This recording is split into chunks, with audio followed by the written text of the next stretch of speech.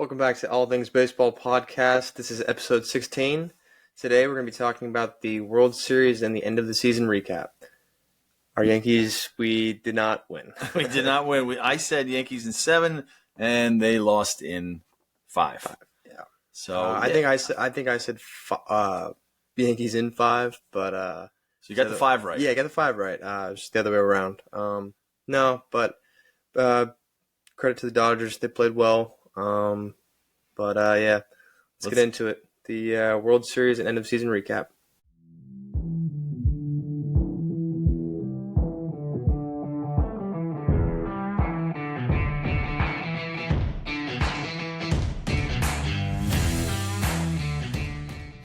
All right, so we're going to get into the World Series here and kind of dig in. Yeah. But before we do, please like and subscribe.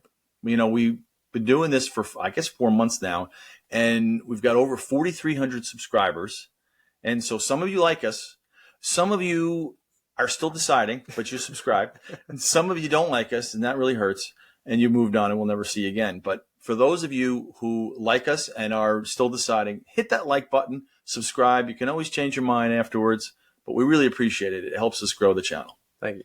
All right. So a quick overview, like just of kind of like a high level stats overview of the World Series. Obviously, the Dodgers won 4-1. Yeah. They both scored pretty much close to the same runs, right? Mm-hmm. So the Dodgers scored 25 during the 5 games, and the Yankees scored 24. So that was close. The averages, the pitching was pretty good, right? Oh, for sure. So you got, what did the Yankees hit during the series? Looks like 212. Yep. Yeah, and the Dodgers hit 206. So the pitching was pretty good. Obviously, the Dodgers had more timely hits, certainly Freddie Freeman did. Oh, yeah. But the Yankees had more home runs, which I would not have guessed this if you were, if I didn't look it up. Didn't feel like it, yeah. Didn't feel like it. Freddie Freeman had, more than half of the Dodgers home runs, right? And then the average for runners in scoring position, again, you would think the Dodgers would be more clutch. They hit 184 with runners in scoring position, and the Yankees hit 200. So I found that pretty fascinating. But as we talked about offline, it really does come down to what the series was all about, and it was defense, and base running. And base running, for sure. And one of us predicted this in our road to the World Series, and I think that person was you. Tell me what your thought was on that. So when I was thinking about the big games and, how, I don't know, I guess big games play out, it usually comes down to the errors and making just the fundamental plays, like the routine plays. Yeah. And, I mean, the one that comes to mind is, and it stinks thinking about it, is that 5th inning where that was epic. It was, like, I've never seen anything like that. I mean, we were watching it live, and it was like... And you could watch 50 more World Series and never see an inning that bad. Yeah. And that game is just one of the, 5 that we could have had more executed chances and taken care of the plays that we needed to take care of. But it wasn't just that inning that, screwed us all up. Like, it was just, Glaber with the play at second. Well, we'll dig into all of it. I will say this, that Susan Waldman, who's an announcer for the Yankees, she said if you watch the Yankees all season, and she obviously is an announcer, she watched every game. Mm-hmm. She said a lot of these things happened quite often, miscues on the base path or, just the ball, as somebody said, squirting through the infield with, relays and stuff like that, like not securing the ball. Mm-hmm. And her big issue was players being put in positions that they were not accustomed to. They were playing out of position. Yeah. So we're going to dig into all that just because we feel like it was the World Series. It was the focal point of the World Series. Yeah. And there was some pretty good articles, one in the Post, the New York Post, and I think it was Joel Sherman, and he wrote basically that, the Dodgers did a scouting report on the Yankees and said that they were talent over fundamentals, and then if you put pressure on them, that they would not execute. So they made a big point about running out every ball. and, putting pressure on the defense when they could with, slides and hustle and things like You that. saw that game for sure. You could see we won by a pretty big margin. I say we. No, but we were. It was like Well, you were on deck, but you never got in. yes, So you could say that was close. Yeah, you were there. It did feel like the pressure was on them from most of the game, and then it looked like they were never connecting, and we could never like keep that same energy, or that there was never that same feeling Right. Going into the first 3 games and the last one. Right. So the first game, let's talk about the first game. So the first game really came down to, it was a really tight game. Cole pitched well. Yeah. Flaherty pitched well. Yeah. We did go up 2-1. And then you get to the late innings, and Ohtani hits a double off the wall. Yeah. Not a short double, though. Okay. So, for viewers out there that maybe don't coach, and a lot of coaches know this, when you have a relay, if it's a ball that there's going to be a play at second, like in this case, it was off the wall. The ball was hit almost at the top of the wall, but about 3/4 up the wall. Soto goes over to field it. It's more right center. Right. And he kind of hesitates. And again, in comparison to Mookie Betts, who kept all the Yankees to singles when the ball was hit to him. Yeah. Just to give you an idea, like that guy practices that all the time, apparently. He looks so good at it. He's so good at it. But Soto took the ball off the wall. He kind of had trouble getting the ball out of his glove. So here it is in a nutshell. Okay. So on this play, very pivotal play in game 1. Yeah. The biggest problem wasn't so much that Soto hesitates to throw it. Okay, so he's not as fast as Mookie Betts doing it, but he throws the ball instead of a one hopper to second. Yeah. He throws. I'm pointing to the logo, but if this is second base, he throws the ball into the infield, like inside the base. Right. And so Torres, who's covering second, really, it should have been Volpe covering second. Volpe was out in right center for some reason. And he just throws it past both infielders, and Torres doesn't secure the ball. It actually short hops or in between hops Torres and then skirts away. And then what happens? Ohtani went to third, right? Ohtani went to third. Now, how is that important? The next batter up is Mookie Betts, and he hits a rocket to center and has a sacrifice fly and ties the game. Yeah. Now, we go into the last inning. It's tied up. We go into extra innings. And that's obviously, we know what happened in extra innings. Freeman hits the home run. But we never get to extra innings, most likely, if we simply just make a relay or a one-hop throw to Volpe, who should have been covering second. So the reason why I mentioned this is I had a text string, a conversation with former coach yours, Adam, and we were talking about, I asked him, I said, do you think they communicated a switch off?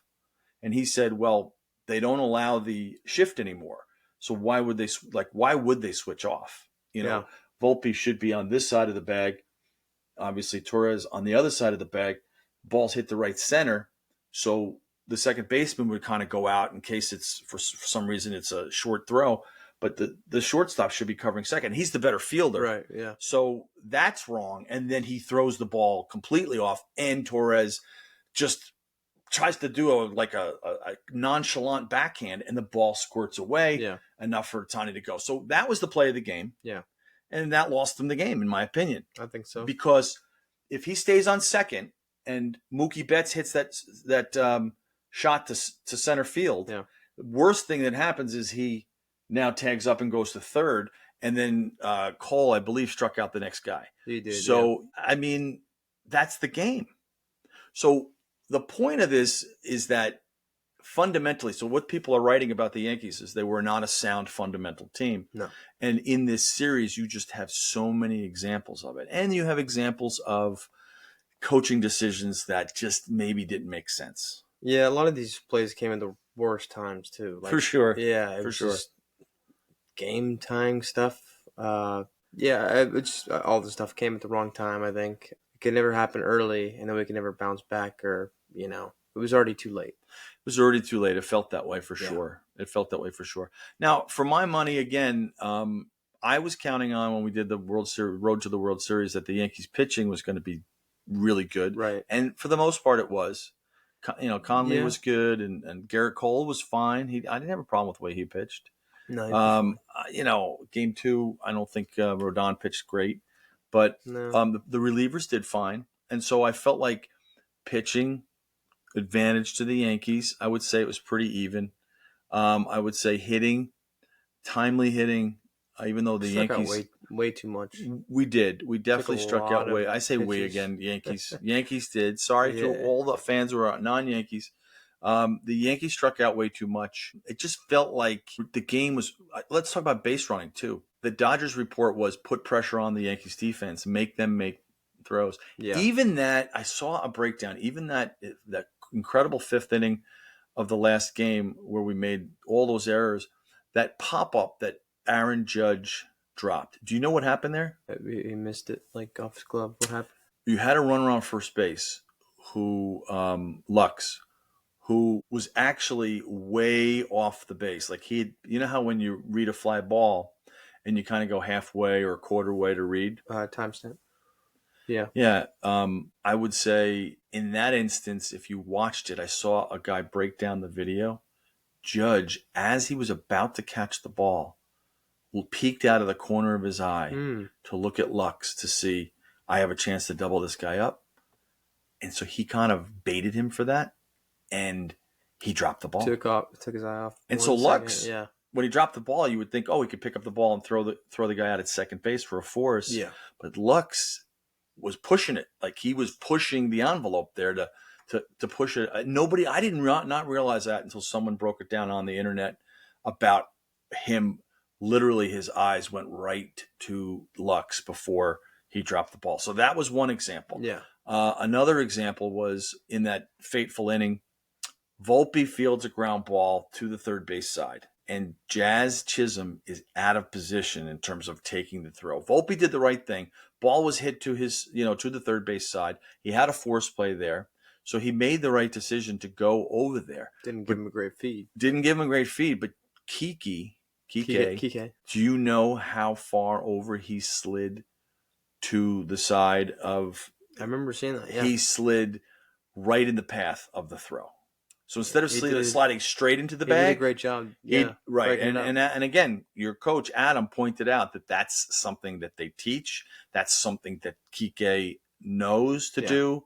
Whereas you wouldn't see that high level of a play probably with the Yankees. At least I haven't seen Jazz probably has a better chance of scooping that if he's not in the baseline. Exactly. So, yeah. Right. And he was, he did a great job with that. So, and then of course, the final play in that inning that just put the nail in the coffin, still they had given up no runs. The Yankees were up 5-0, 2 outs. Yeah. And a ball is hit to first base. And we all watched it together. Our producer, you, me, we watched the game and we're looking at this going, I don't know. We all screamed, what? Like, what happened here? Rizzo fields it. So let me break it down for you. Okay. Mm-hmm. First thing that happens is Mookie Betts hits a cue ball shot off the bat. Right. So it looks like in the first bounce, it looks like it's a normal ground ball, but because it was hit on the end of the bat, it actually, Rizzo overran the ball and had to actually, his first steps were to get to the ball, and then it kind of ricocheted back into the infield. So he had to pause, change his balance to stick that right hand glove out and catch the ball. Now, the way they practice this, pitcher and first baseman, is obviously the pitcher breaks, which Cole did. He broke hard. Yeah. But he ended up, and Rizzo saw that. So he's thinking as soon as he catches the ball that Cole will be there. Cole stops for some inexplicable reason. He stops. Yeah. So I had sent a freeze frame of this play and where Cole was, where Mookie was, where Rizzo was, right when Rizzo got the ball. And it was just heartbreaking to see if you're a Yankees fan. You're just very happy if you're not, that Cole stops. Yeah. And so some people were blaming Rizzo. I wasn't blaming Rizzo, but Coach Adam pointed out very, very correctly. No, I don't blame him. No. He said, Cole has to continue running up. Cole didn't think that he could get there. Cole had so much like of a shorter distance than Mookie Betts. Mookie Betts has 90 feet. Cole has about 30 feet to get from, or 33 feet is basically from the pitcher's mound to first base. Right. Yeah. It's a shorter distance. Yeah. Just the fact that he did stop like halfway, maybe almost not even halfway. Right. And didn't try to finish out the play. So Rizzo, because he had to kick back and his balance was off. You would think that if he charged the ball, he could have beaten Mookie Betts to the bag. And I thought that. I certainly thought that he could have. Yeah. It would have been a close play. But the fault does lie with Cole, and he's got to finish the play. Something about that morale in that inning. He saw those 2 errors and was already frustrated. So probably put him in the mood like, I want to get out of this inning, but, I'm frustrated. And he just, I don't know, something didn't click there. Something didn't click, and again, after that, now here's where I'll tell you where something that nobody's talking about that I noticed. So now the inning continues. The run scores. Instead of being out of the inning with still a 5-0 lead, even after the drop from Aaron Judge, the Volpe bad throw, and the Chisholm non-pick, you still have a chance to get out of the inning with that play, and we don't get it. So think about it. You make that play, it's 5-0. The Yankees win that game. Mm-hmm. They got the momentum and everything. Yeah. But what happens now? Once Teoscar gets up and hits that ball to center field and drives in a couple of runs, right? I don't think people understand that was a catchable ball. Teoscar's hit was a fly ball, not a soaring line drive. It was a deep fly ball, one hop the wall, which means that a better center fielder would have been standing underneath it. Thought about that, yeah. And Aaron Judge, who I love as a right fielder, he's a phenomenal right fielder. He's not a high-level center fielder. The metrics basically say, even though he didn't make an error pretty much the whole season, except for the World Series one, he just doesn't get to balls. He does not have center field speed. So my contention is that 2/3 to, even higher of all the major league center fielders in the league would have been standing underneath that Teoscar ball. Now, you're going to have some people out there that completely disagree with me. Watch it again. He slows down. First of all, it's the World Series. I don't know why he's not diving for it. Now, you could say he doesn't want to dive his head into the wall. Right. But it one-hopped the wall. It didn't hit the wall. So he slows up and just plays it off the wall. And I saw it at the time. I was like, I got to go back and look at that. Yeah. To me, again, you got a player out of position. So you got Jazz Chisholm out of position. He never played third base until the playoffs. Yeah. Or right at the end of the season. You've got Aaron Judge out of position. Torres is not a great fielder. So now you start really analyzing this. And to your point, it just blew up in the Yankees' face. Yeah, that's what I felt like. Game 5 really, that could have been the way to get back into it, back into the series. Being down 3-1 and then making it a 3-2 series. I think that puts more pressure on them, especially going back to LA. Right. But I guess we'll never know. Looking back at it now, but so let's take a look at some of the strategy. We talked a little bit about Boone's decision to take Cole out early, and then the Nestor putting him in late, which I think was unfair. It was unfair to Nestor. Yeah. Well, and Yankees everywhere. For sure. And I felt bad about it at the time. I think I even said something like, it seems like you want to have a lefty on a lefty, but you pointed out right at the time that Freeman... He was 9 for 14 with bases loaded against lefty. Right. You said it at the time. With 4 home runs. Yeah, it was... So we were like, what analytics are they looking at? Yeah. And that was a head scratcher. And you could see it was just a little snippet of what we're going to see for the rest of the series was Freddie Freeman he came to play. He was locked in. I knew game 2 after he hit that second home run because he hit 4 home runs in 4 games in a row. Yeah. Or maybe 5. Well, going back to the last World Series that he was in, he actually hit a home run his last game. Yeah. So they counted that in terms of the record. Yeah. Right. The Braves. Yeah. But yeah, I mean, just looking at game after game two, you're like, yeah, if they win this, he's going to be the MVP, no Right. doubt. Like Right. he looked so good. Offensively, playing on a sprained ankle too, Right. and I He remember did. they talked a lot about that. But to your point about strategy, so it felt like Dave. First of all, a lot of the strategy the Dodgers employed was from their scouting. Mm-hmm. Like we said early, Yeah. they had a scouting report. They said run out every ball, put pressure on them, slide to the side that's going to upset the fielder. They're not going to relay the ball. They're not going to secure the ball. Quickly on base running, and you know this, and any coach knows this. If you're a coach out there, you know that when you're coaching a player, if you're going over base running, if you're trying to teach base running, you know that there are some base runners that are instinctual, and you know that they're just excellent base runners because they're instinctual and they practice it, and they're always looking to advance Right. when they read the ball, right? If Right. they read the ball's not safe, that they're looking to advance, etc. Then you've got players that are not instinctual, but they get taught well.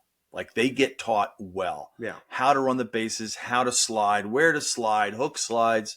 They get taught how to read, and they also get reminded by coaches. Like a good example would be if you're at second base and you're not forced. If the ball's hit to the shortstop or to the left side, you obviously don't want to get caught in a rundown. Right. The Yankees get caught in rundowns all the time. Yeah. So a good coach knows that if I've got an instinctual base runner, that's great. But if I've got a base runner who's not instinctual, we can still make him a good base runner by really teaching him, what to look for and to remind themselves while they're on the base path. And I think based on what I heard, the scouting report, the Dodgers really emphasized what they wanted to do. Yeah. Whereas the Yankees probably didn't talk base running the entire season. They probably do it in spring training, and then they just rely on their talent. And to me, that's where good coaching comes in. I'll give you, for an example, I was a pretty instinctual base runner. You were pretty good, but you also were taught well. So, base running can be taught if you're really working on it for players that maybe it doesn't come as natural. I had a player, his name was Dalton. I knew from the first time I coached him when he was 10, he actually was a fourth grader playing up in the sixth grade league, that he was the best base runner on the field. Mm-hmm. He was always looking to advance bases. He was always watching to see if they secured the ball or if it was a bad relay, whatever, and always just advancing. He read the dirt balls well. He knew instinctually that he could beat, like if a catcher blocked a ball, but it got squirted away a little far, he could still go. Whereas most guys, they'll go a step and then they'll hesitate. Like they don't read instinctually, the blocked balls. This kid did. And so whenever I see an instinctual player, you want to make sure you put them in a good position. I feel the same way. Yeah. Yeah. So that's what they did. That was part of their strategy. What other strategies do you think that the Yankees screwed up on? I think, if you take a look back at how long guys were left in and when it was time for them to come out, I felt like leaving Cole out there would be fine. I mean, he went into the sixth, seventh inning, but he was only at about 88 pitches. This is on the first game. Yeah. So we talked about that. We felt like if you leave Cole in, then because Conley was in when Ohtani hit the double off the wall, right? Yeah. So if you left him in, maybe you never even have that scenario. So 88 pitches, your best pitcher, he was dealing. He was looking. He gave up a single, and then they take him out. So that was a decision. What else? What else stood out to you in terms of maybe just a bad decision?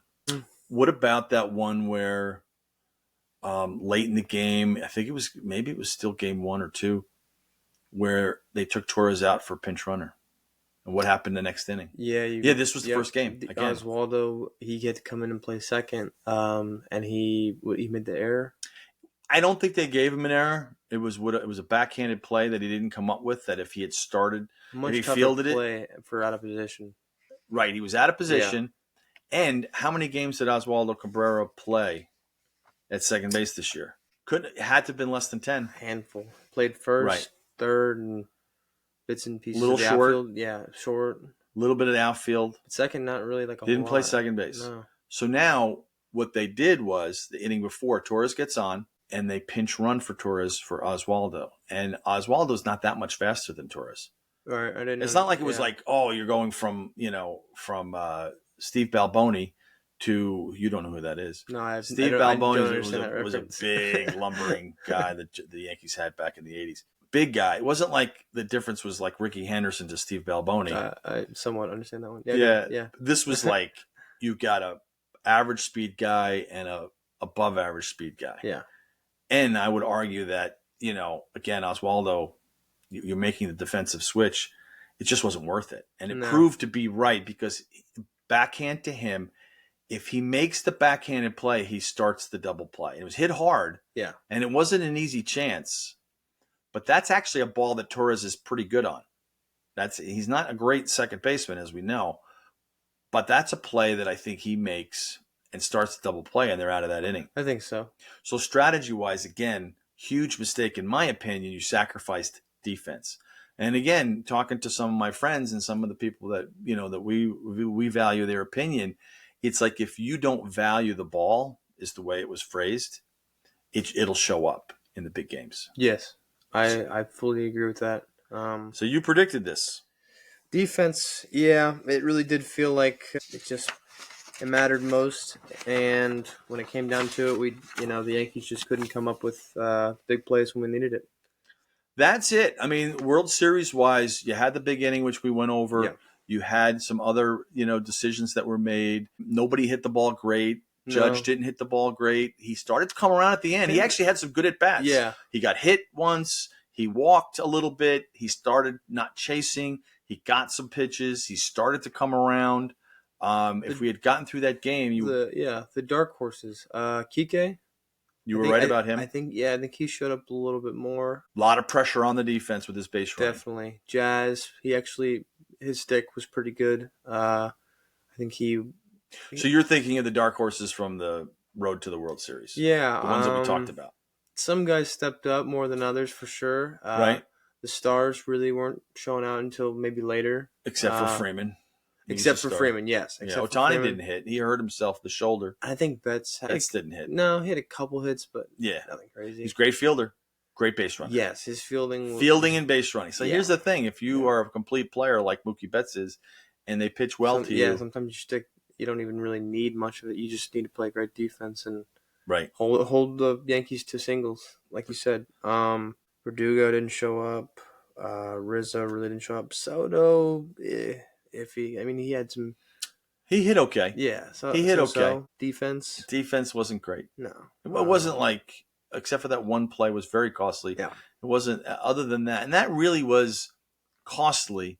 He started the problem, but to me, Torres has got to come up with the ball. And I don't even know why Volpe wasn't covering second base. I don't know. I don't understand why they did that switch off. I was going back and forth with some people on that. We didn't quite understand why they did that. Maybe they communicated it. Maybe they just were confused. Maybe. But they were both out of position, I can tell you that. And the throw was offline. Yeah, it didn't make a whole lot of sense to me. So that was the World Series. Yeah. So the World Series was that in a nutshell. Got to give it to the Dodgers. So the season's over. Yeah. And now we turn ourselves to, the end of the season thoughts. Maybe some quick thoughts.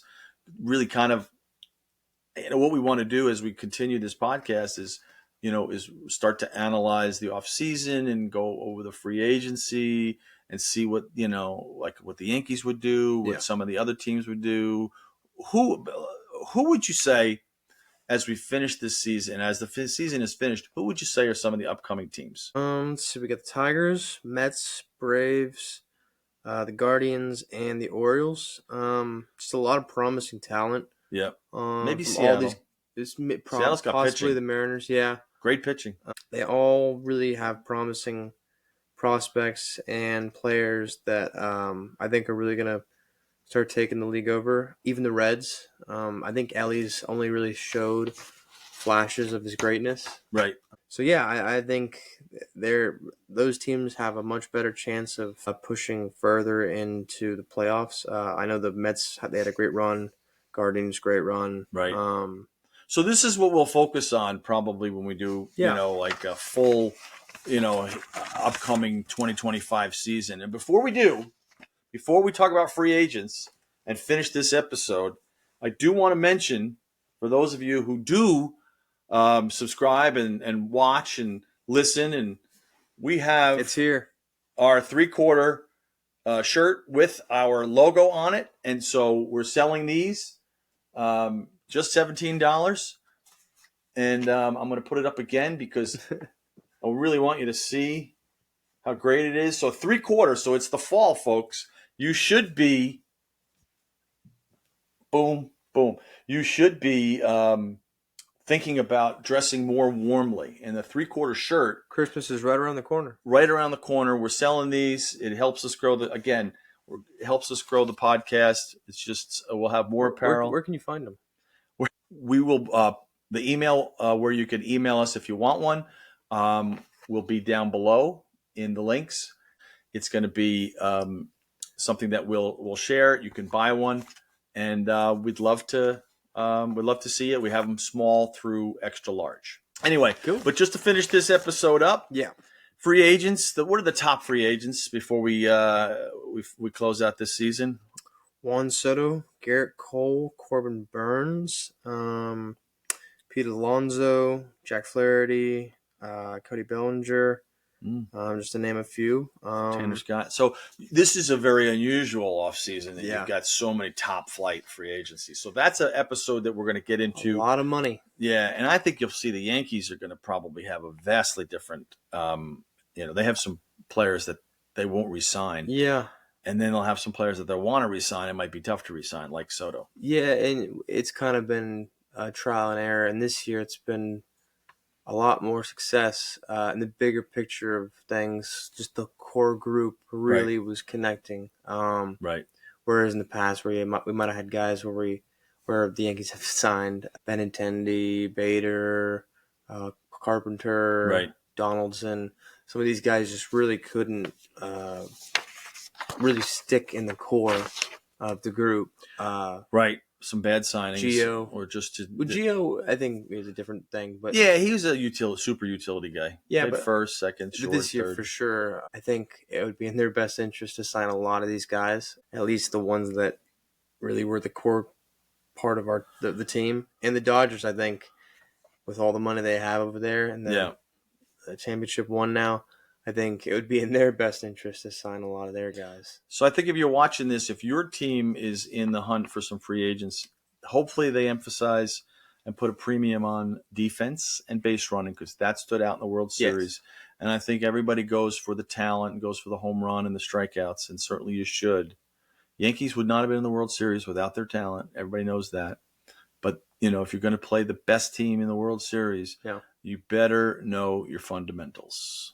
And that is what we want to finish on. Yeah.